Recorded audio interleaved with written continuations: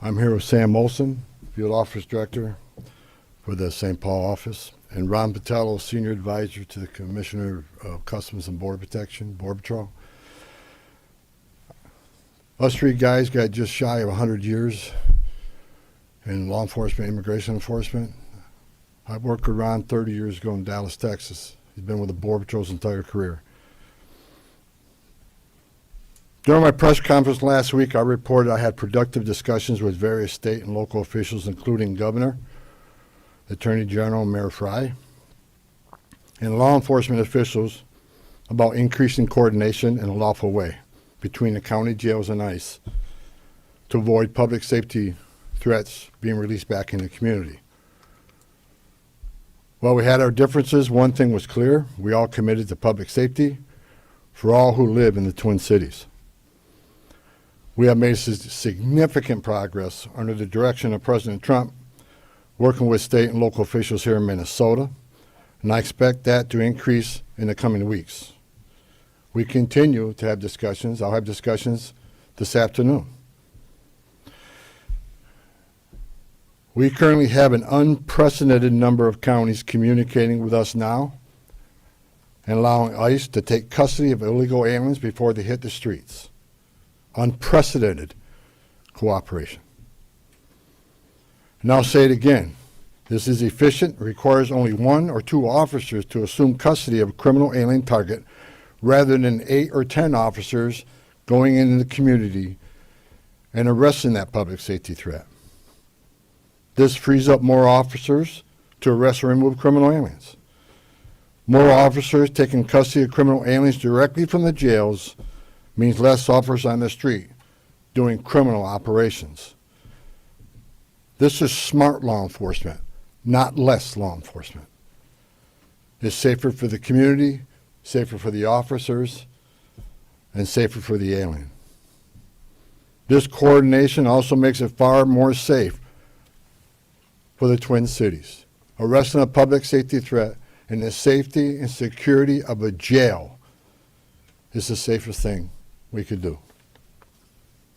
Further, less public safety risks are being released back into the communities, reduces recidivism, so local law enforcement can direct their limited resources to other public safety matters in their community. This is another priority of President Trump. The state prisons already cooperate with ICE on this coordinated transfer of custody, and we thank them for that partnership, and we plan to do more with them. I also want to reiterate and emphasize we are not requiring jails to hold people past their normal release time for immigration purposes. We're not asking anyone to be an immigration officer. We are not asking any state or local official to do immigration enforcement activity. They are not. By merely notifying us before they release them, they don't hold them 1 minute past they normally would. Given this increase in unprecedented collaboration, and as a result of the need for less law enforcement officers to do this work in a safer environment, I have announced effective immediately we will draw down 700 people effective today. 700 law enforcement personnel. We have also fully integrated CBP personnel into the ICRO team structure under one unified chain of command. Not 2 chains of command, there'd be 1 chain of command here. Any large enforcement operation I've ever been involved with, there's 1 chain of command, and that's where we're moving forward. During my press conference last week, I announced that moving forward, ICE will be conducting targeted immigration enforcement operations, like ICE has traditionally done for decades, based on reasonable suspicion to question and detain. ICE will conduct these operations and transnational criminal organization investigations with a focus on national security and public safety. I want to be clear. Just because you prioritize public safety threats don't mean we forget about everybody else. We will continue to enforce the immigration laws in this country. To help execute this, we have developed and implemented a multi-agency surge task force within an operational framework that clarifies lines of effort, integrated enforcement, investigative and special response efforts. A unified joint operations center has been established to manage all operations and ensure efforts align with priorities of the mission. This reorganization also enables ICE to leverage joint intelligence capabilities to effectively target threats, as well as to reduce the overall personnel footprint and enhance public safety and confidence in the agency's capabilities and presence here. I have also ensured that officials from legal internal affairs offices remain on the ground as long as this operation continues. During our efforts to identify and implement improvements of how operations are planned, conducted, and managed, we identified a gap in regard to the use of body-worn cameras. And this was actually raised by the workforce when I started walking around talking to people here. Some officers and agents had them, some didn't. That inconsistency was unacceptable, so we moved immediately to prioritize full body cam deployment in the city. I discussed this with Secretary Noem a couple of days ago, and she made the decision to deploy them. The plan is to deploy them nationwide, but it's a priority for the city right now. There's actually $20 million in the spending bill to further fund the deployment of body cameras. The president is supportive of this decision because we have nothing to hide. We want to be fully transparent in what we do. The American people seek and deserve professional and trustworthy law enforcement, and I and the president expect that any misconduct will not be tolerated and will be swiftly addressed. The integration, structuring, and resources we have implemented will help ensure accountability and that targeted enforcement operations have a focus on national security threats and public safety threats, and they are conducted effectively, safely, and appropriately. Again, this is smarter enforcement, not less enforcement. For those who are not a national security threat or public safety risk, you are not exempt from immigration enforcement actions. If you're in the country illegally, you are not off the table.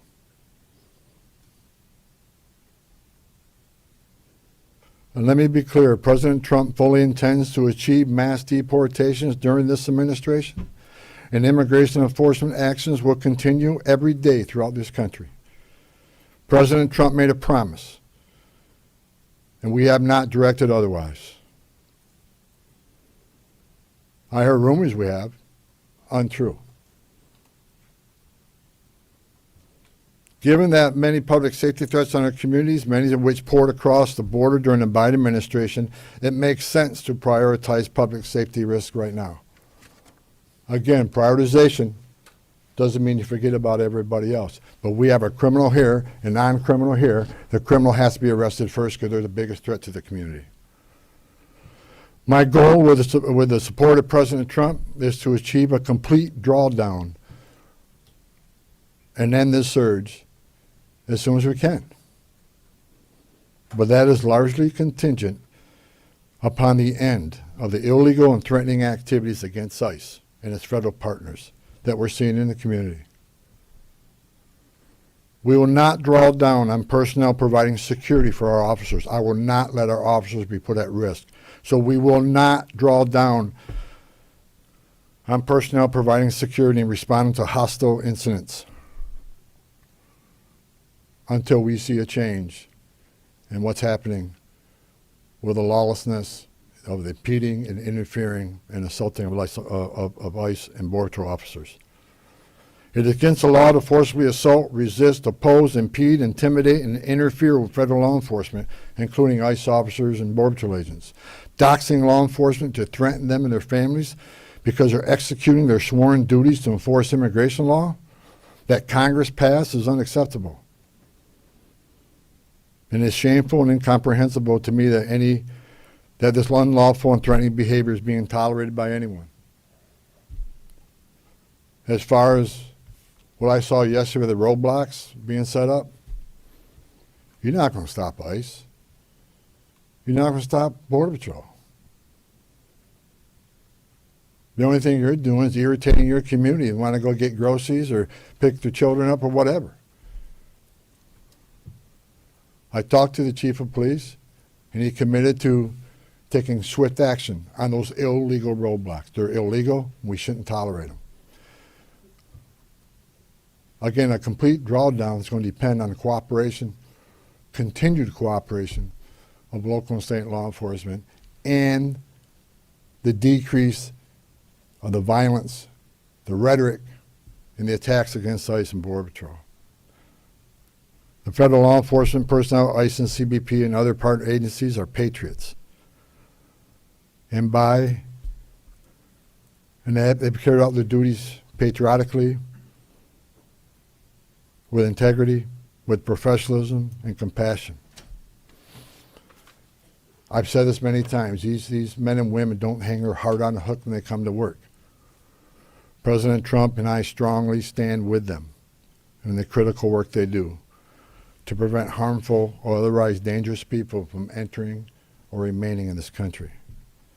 As part of the surge operation here, numerous criminal aliens have already been arrested. We've arrested 14 people who had homicide convictions, 139 people with sex-related offenses, 28 gang members. Correct me, 139 assault convictions, 87 sex offenses, 28 gang members have been arrested, just to name a few. We're taking a lot of bad people off the street. Everybody should be grateful to that. Who in their right mind would want these dangerous criminals walking around their communities? Everyone has a constitutional right to peacefully protest. President Trump and I, we completely support that. At the same time, professional law enforcement officers should and need to be able to perform their sworn duties without being harassed, impeded, or assaulted. I want anyone to report instances of alleged misconduct or wrongdoing. There's a way to report that. The Trump administration is taking violations of 18 U.S.C. 111, which is assaulting, impeding, interfering. We're taking that seriously. If you violate the law, you will be federally prosecuted. In the past month, 158 people have been arrested for violation of 111. 85 cases have been already accepted for prosecutions. The rest remain pending. We've had 9 indictments of those who raided the church, and additional cases are being worked. Additionally, I've been saying this for almost a year now. Hateful, extreme rhetoric against ICE personnel is completely unacceptable. Please stop. I said back in March of this year, if the hateful rhetoric didn't stop, I was afraid there would be bloodshed. And there has been. President Trump and I, Secretary Noem, none of us want to see any bloodshed. It is no doubt encouraging and inciting certain people to violate the law, wanting to harm, and actually harm law enforcement, and their families, is unacceptable. I want to say I appreciate the discussions had with the governor, Mayor Fry, and the Attorney General. We've had frank, honest discussions. We don't agree on everything, but we do agree on the need for public safety. And we do agree that ICE has a role to enforce the immigration laws of this country.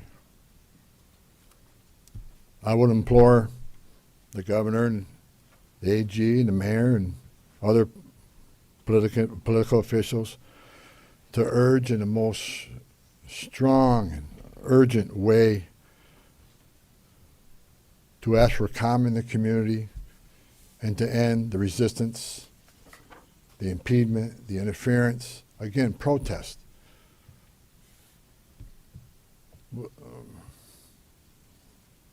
But stop impeding, stop interfering, stop violating the law, because we will arrest you. In closing, President Trump and I would like to thank the men and women of ICE, Border Patrol, and other federal agencies on the ground here for for your dedication to the oath you swore to enforce the federal laws and promote public safety through the work you do. That hasn't been easy. I know the sacrifices you made. I know the sacrifices your families make. I know your families worry about you every day. I know you've been away from birthdays and anniversaries and holidays. I appreciate every one of you. I wore that green uniform. I love the United States Border Patrol. I was an ICE agent. I know the job you have. I know the tragedies you've seen. The President is with you.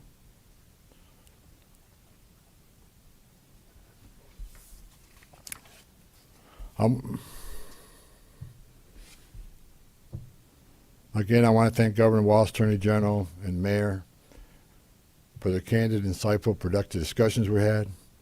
Again, I'm not saying we agree on everything, but I think we all already accomplished great things in Minnesota.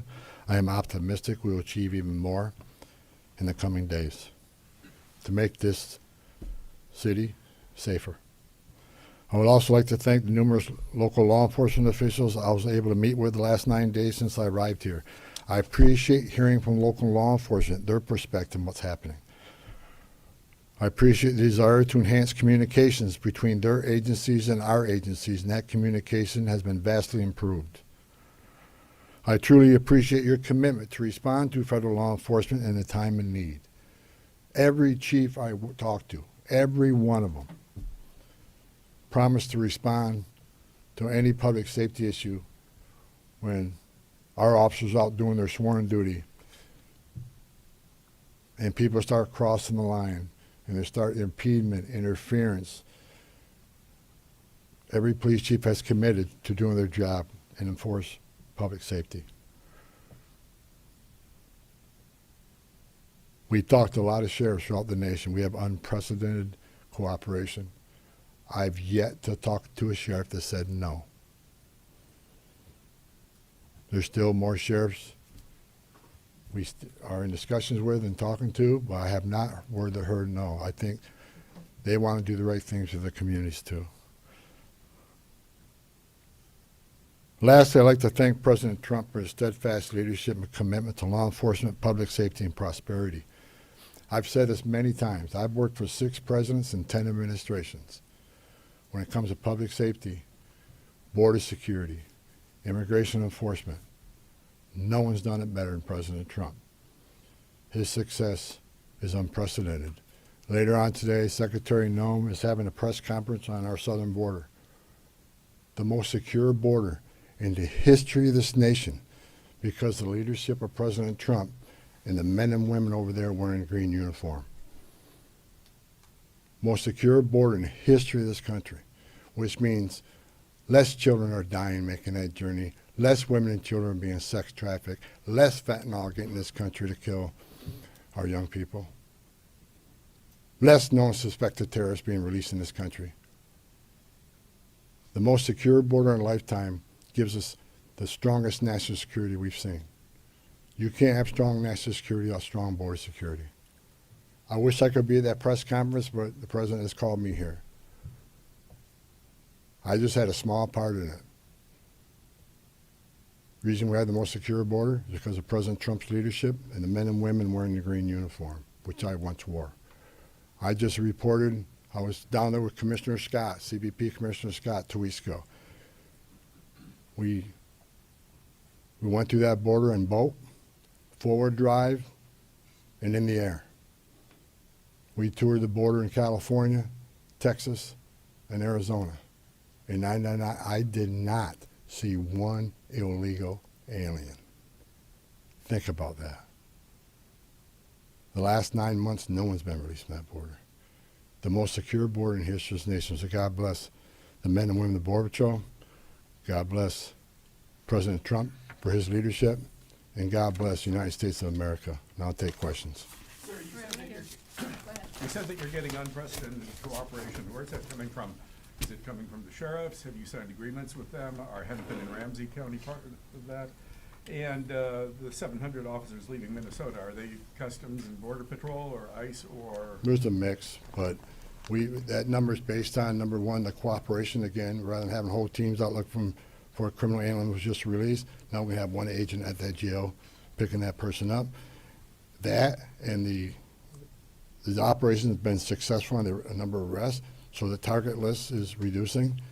So with the efficiencies of the jails, with the efficiencies of the prison system working with us, and the target list decreasing, we had a whole team looking at what makes sense without risking officer safety and the security teams, and that number is 700. Look, we want to get back to the original footprint, the Minnesota footprint of what ICE officers looked like before this operation, plus the additional hires through the big, beautiful bill. A lot of these people, you got agents here from LA, New York, and Portland. There's problems there too. So we want to get people back to their home stations and enforce immigration laws in those areas. But the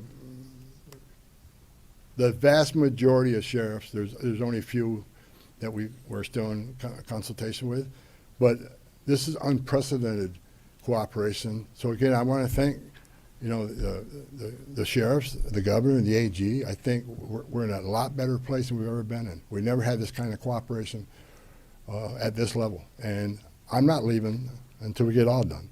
But I'm happy to say I'm extremely pleased with the leadership team and their outreach to the sheriffs, to the state, to the chiefs. I've talked to many of them. I didn't talk to all of them, but I plan on talking to every one of them before I leave and thanking them for their cooperation. Are you getting Right cooperation here. from No, Hennepin no and more Ramsey? follow-ups right here. Go ahead. With everything that you've mentioned here right now, do you think this operation was a success here in Minnesota? Yeah, I think I just listed a bunch of people we took off the streets of the Twin Cities. So I think it was very effective as far as public safety goes. Was it a perfect operation? No. No. And I just told you, we created one unified chain of command, make sure everybody's on the same page, make sure we're deconflicting targets, and making sure we follow the rules. Now, I'm not saying anybody, I don't think anybody purposely didn't do something they should have done. I'm saying that I brought a different set of eyes on this. I've done this for a long time. We made this operation more streamlined, and we established a unified chain of command, so everybody knows what everybody is doing. And not that it wasn't current before, but we approved upon that. So in target enforcement operations, we go out there, there needs to be a plan. And I want to make sure everybody has a plan. But I'm not going to sit here and point finger at anybody that they failed. It was a great operation. We took a lot of public safety threats off the street.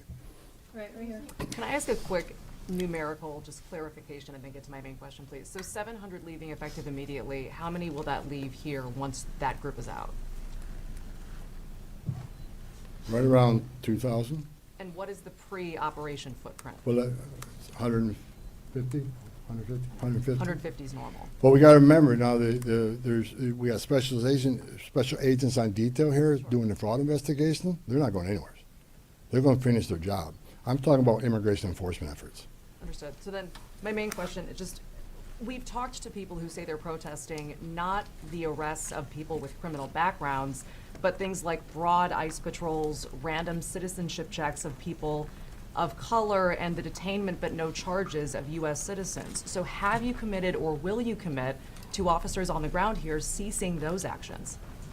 What I have made clear, we're doing targeted enforcement operation. When we leave this building, we know who we're looking for, where we're most likely to find them, what their immigration record is, what their criminal record is. But as we continue to be forced in the communities, when we go to arrest that criminal target, if we find an illegal alien there, they're coming. We're not going to turn a blind eye to illegal immigration. That's why this partnership and this coordination is so important. We'd much rather work in the safety and security of jail. Look, I go to bed every night wondering if every one of our officers go home safely. I also am concerned that every person we're looking for is taken into custody safely. The best way to do that is to have a target enforcement operation, a well-planned operation. This way we've done it for decades. So should we expect to see no more of that? Pardon me? Should we expect to see no more of those citizenship checks? I have lower one point- directed target enforcement operations, and we'll hold our officers to the highest standards. Right. These are professionals. Again, I wish every one of you would put that gun on your hip, put that Kevlar vest on, and go out there and put up what they put up with. Considering the hate, the rhetoric, the attacks, I think they performed remarkably, and I'm proud of them. We came here, President Trump sent me here. I didn't ask to come here. President Trump sent me here to help de-escalate what was going on. We're not surrendering our mission. We're not walking away from our mission. We're just making this more effective and more smart. This is smart law enforcement. Smart law enforcement makes it safer. Right here. Realistically, how much work is there left to do here? And with this unprecedented cooperation, how long could this take, best case scenario in your eyes, to get the job done? Look, I said it. We want to get out. We want to get back to the normal operational footprint here, but that depends on the people out there putting up illegal roadblocks. That depends on people that want to intimidate and interfere and put hands on ICE officers. Tone down the rhetoric. Stop violating the law and impeding and interfering with us, and they'll draw down quicker. I still got more discussions to have with some local law enforcement officers looking for their cooperation. The more cooperation we get, the less rhetoric and hate we see, and the less attacks means we can draw down even more quicker. So, you know, a lot of this has to do with assistance from the community. We want to get these men and women home. They got a job to do at home, and I think we come a long ways. I'm actually, yesterday afternoon I was sitting down with my chief of staff, I'm actually amazed at the cooperation and agreements we already talked about and the willingness to work with us. We're doing better than I ever thought we would, seriously. And I'm excited about getting back to the business of enforcing immigration law without without arresting people for 111 for interference and impeding. We just want to do what we've done for 30 years, 40. I've done this 40 years. We want to get back to doing the job, and that's what we're planning on doing. And we're not. I want to keep this because I keep hearing it and hearing it and hearing it. We're not surrendering the president's mission on a mass deportation operation. If you're in the country illegally, if we find you, we'll deport you. But this is about target enforcement operation, and that's what we're going to be doing. Last question, go ahead. You've been talking about these filter blockades. People, just regular people, protesters are checking IDs, they're running people's plates, and they're not letting people who they think are ICE agents through. But we've seen Minneapolis Police Department roll by and ask these protesters, are they doing okay, and they let these things stay up for extended periods of time. What do you make of NPD's lack of action on this matter? When I was away to wear the roadblocks yesterday, I called the chief of police, and he went and disbanded them after I got off the phone with him. He has promised to take enforcement action. It's illegal. You can't do that. And again, a message to those folks, what are you doing? You really think you're going to stop an ICE and CBP from doing the job? It's a joke. Only people you're hurting is your own community who wants to go and get groceries, pick up their dry cleaning, or go to work, whatever. You're just hindering them. Stop. Just stop. All right, I no just more have a quick questions. Go ahead, sir. clarification on the body No more cameras. questions, guys. Just a Thank clarification. you. Mr. Homan, could you just talk about the targeted list? How big is Asking that Benny Jones to list? report those only a miss